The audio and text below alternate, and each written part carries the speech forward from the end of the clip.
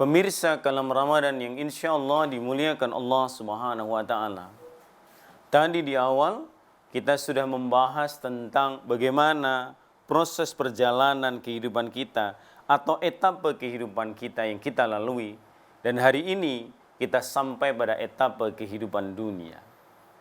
Maka pilihan kita adalah apakah kita akan menjadi manusia yang salah dan rusak, tersesat, sesuai dengan keinginan-keinginan syaitan, atau kita menjadi manusia pilihan Allah yang di dalam Islam itu juga dikenal dengan istilah insan kamil atau manusia sempurna itu.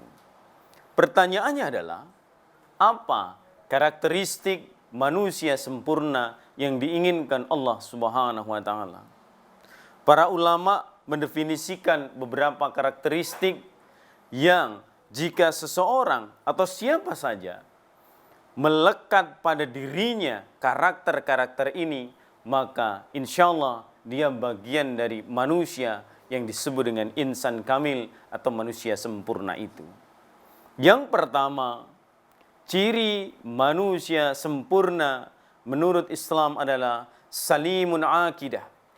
Jadi orang yang akidahnya salim, orang yang akidahnya baik, orang yang akidahnya lurus, yang keyakinannya hanya menuju Allah Subhanahu wa Ta'ala, yang disembah hanyalah Allah Subhanahu wa Ta'ala, yang seluruh kehidupannya hanya diabdikan kepada Allah Subhanahu wa Ta'ala, menolak segala bentuk sesembahan yang lain yang barangkali menarik, ditawarkan oleh syaitan.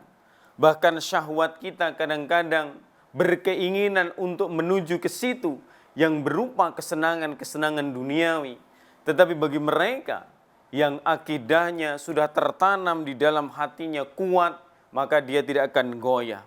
Salimun akidah, akidahnya salim, akidahnya sempurna, akidahnya kokoh, hanya berorientasi menuju Allah Subhanahu wa Ta'ala.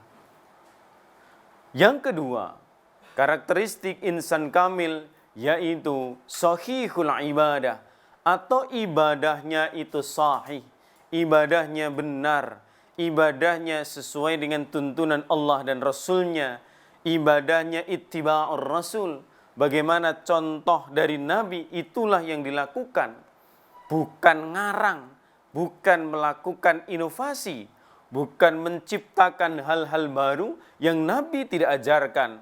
Dalam ini adalah dalam perkara ibadah.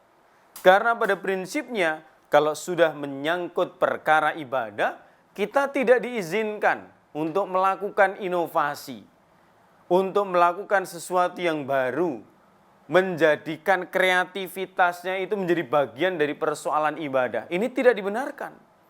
Kalau sudah menyangkut wilayah ibadah, maka bagaimana cara Rasulullah Sallallahu Alaihi Wasallam?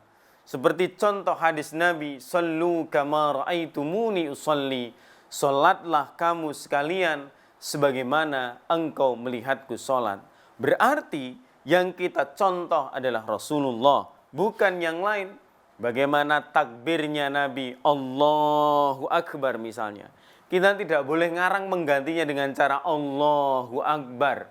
Karena mungkin kita merasa lebih gaul, biar lebih kelihatan up to date, kemudian takbirnya diganti dengan kreasi-kreasi baru.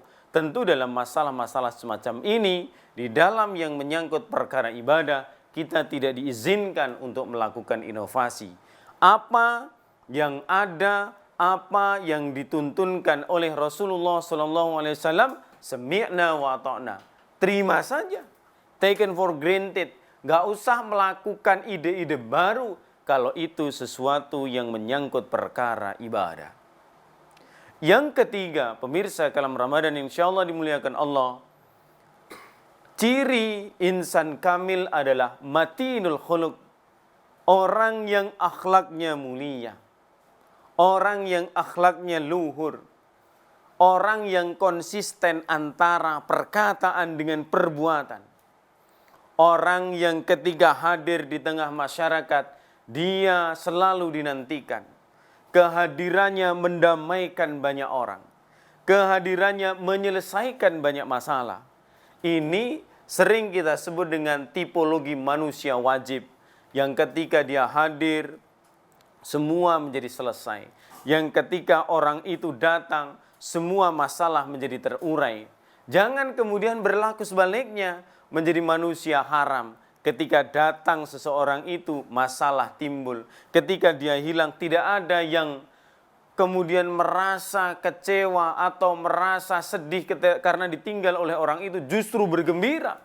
Bahkan barangkali berjamaah mengucapkan Alhamdulillah, karena ada orang yang tadinya menjadi troublemaker, sumber masalah, telah pergi di antara mereka.